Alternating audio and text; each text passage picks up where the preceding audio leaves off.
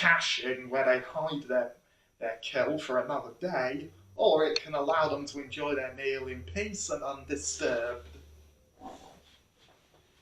Leopards are probably Africa's most elusive cats, but they are also considered the most dangerous big cats in Africa. In fact, they kill more people each year than lions, and that's all down to the fact that leopards are unpredictable, but also they're stealth hunters, so you don't hear them coming. You're lucky if you see them coming.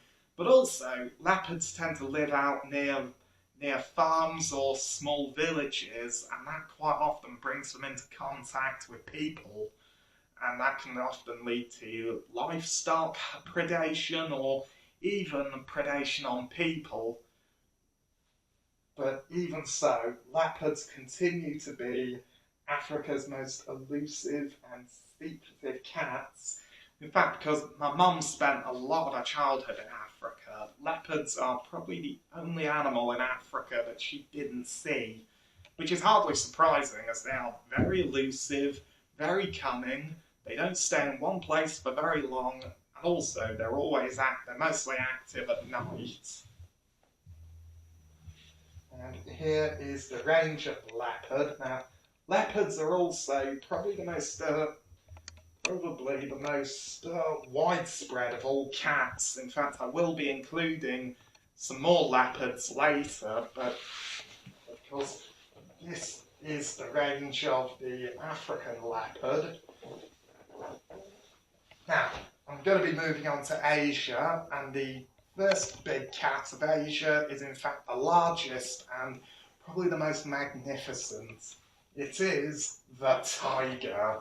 Now, tigers are the largest of the big cats. In fact, the Bengal tiger and the Siberian tiger are the biggest. Well, Siberian tiger, a fully grown male, can grow to be over 3 meters long, weigh over 300 kilograms, has canine teeth as long as my middle finger, claws like kitchen knives, and they can bite with a strength of over 1,000 pounds, which is precisely 400 pounds more powerful than the African lion. And because of that, the tiger has become the most respected predator in the world. In fact, stories of the tiger's unmatched power and beauty have been told for thousands of years in Korea, China, and India. Now, probably the most famous example was in Rudyard Kipling's The Jungle Book. Shere Khan the tiger was the main antagonist. In fact, he was the big, powerful tiger who hated humans and was the self-proclaimed Lord of the Jungle. Of course, while some feared the tiger for its ability to hunt man, others gave the tiger a godlike status, which believe that the tiger can protect entire countries. Tigers are found across Asia. They live in a wide range of habitats, from mangrove swamps to open grasslands or lush green or freezing cold Siberian forests. Now, unlike lions that form prides, tigers live on their own. In fact, they are very territorial, and males will never cross the boundary made by another's spray to scratch markings on trees, because tigers are well known for quite often scratching their claws on tree trunks that can be used to mark their territories. In fact, tigers have actually been known to probably stand about 12 feet off the ground when they're sharpening their claws on the trunks of trees. And the only time tigers interact is when a male and a female mate and produce offspring, or if two males are clashing over territory. Now, tigers prefer to live on their own because it makes it easier for them to sneak up on prey.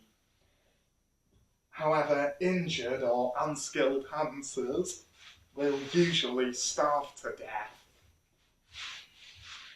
Tigers hunt a wide range of prey. Of course, their favourite prey are sambar deer, which are the largest deer in Asia, as well as spotted deer, wild boar, pigs, as well, and water buffalo, and even elephant calves and young rhinos. Of course, another thing about tigers is that they are very unusual among cats, is that they do love water and they spend a lot of time in the water. And of course, tigers aren't the only cats. There's also jaguars and fishing cats that spend a lot of time in the water. And tigers usually use water to help keep themselves cool during the heat of the day, but also it's another deadly tool for them, which slows their prey's escape before they go in for the kill. Now, while a tiger's bright orange coat and black stripes may seem very obvious to a human, that's actually, their camouflage is actually very useful, because in places like in forests, when the sunlight cuts down through the trees, it creates almost stripes of dark and light, and put a tiger in there and they would just disappear. But also, many of their prey, like deer, see the world in green, so they're unable to spot a tiger if it's staying very, very still. But also, animals like the rhino have very poor vision, and because they have a hard time distinguishing colours, the stripes of a tiger blend in with tall grass and trees. Of course, tigers need ferocious focus to hunt successfully. They're ambush hunters, so they can spend well over an hour creeping up on prey. Of course, they have to get to within no more than probably about 20 metres or so before they attack. And once the tiger attacks, it needs to end the battle as quickly as it can, because tigers are too big for a lengthy chase, so if the chase isn't over within about 300 metres or so, the tiger will have to give up. And when a tiger is hunting, as you can see, they spend a lot of their time leaping after prey, so they're pretty much flying. Of course, a tiger can clear 6 metres with every stride, and for small prey like a wild boar or a young deer, a single swipe from a tiger's forepaw should kill it, because a swipe from a tiger's forepaw could be 12 times more powerful than a human's punch. So one swipe from its forepaw should kill smaller prey, but for larger prey, it will finish it off with a bite to the throat. And of course, tigers have actually been said to be able to be the only cats that can actually puncture the flesh of their prey's throats, and they also will have special senses some kind of senses along their mouths that can detect the pulse and breathing of their prey. So that is a little bit scary when you think about it. Then, once the tiger has made a kill, it's time to feed. And the tiger always begins with the animal's rump and can eat about 20 pounds of meat at a single sitting. Then, once it's had its fill, the tiger will then hide the remains of its kill in foliage, so scavengers like vultures, jackals, wild dogs and other things like that can't get a free feed.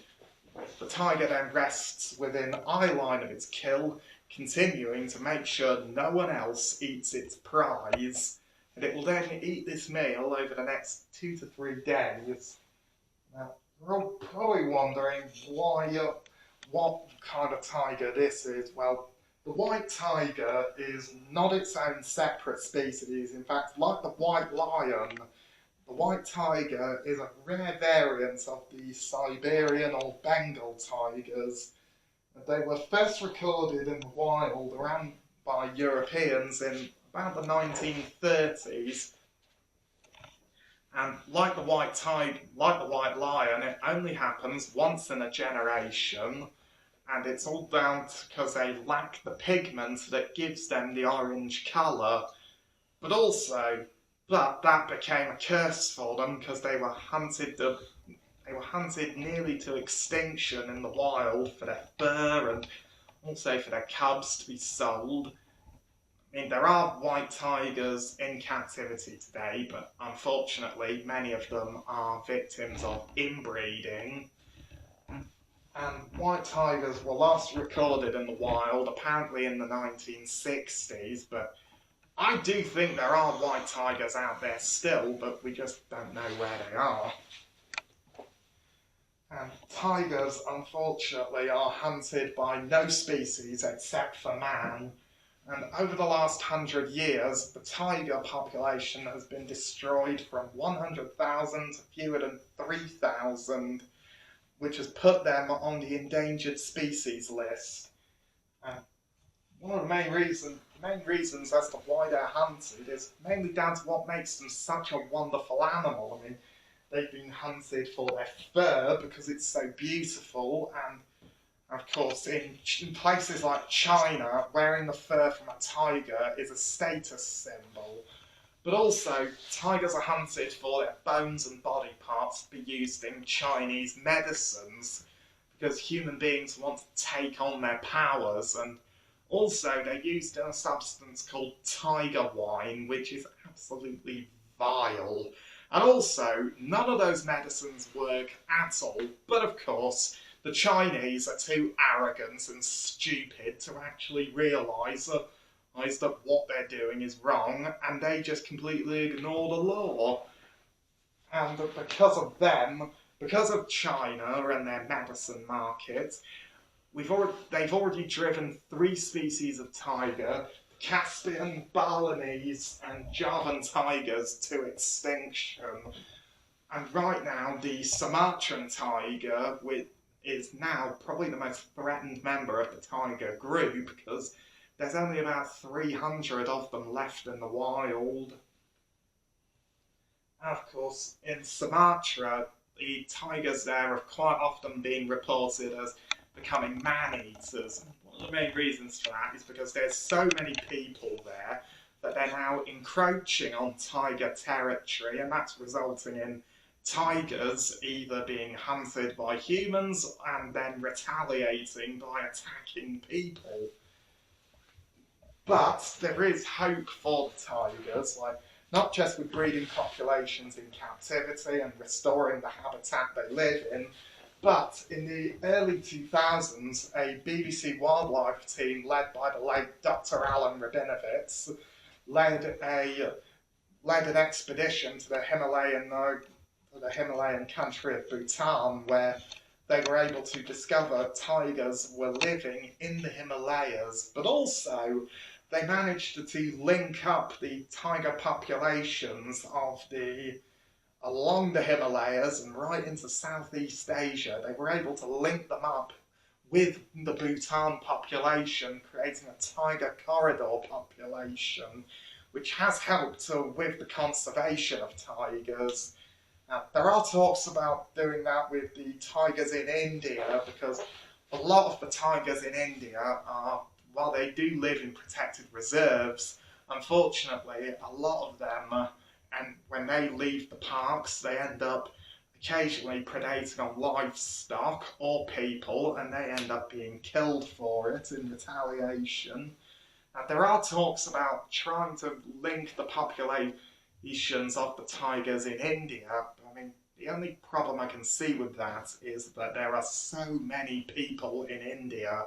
I mean, that's a debate for another day, but even while the tigers' populations are dwindling, they continue to be one of the most magnificent predators in the world. And here is the range of the tiger. In fact, along the Himalayas, right into Southeast Asia, is the tiger corridor population that I talked about.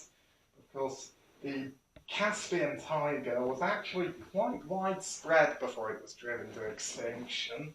Then the Javan tiger before that went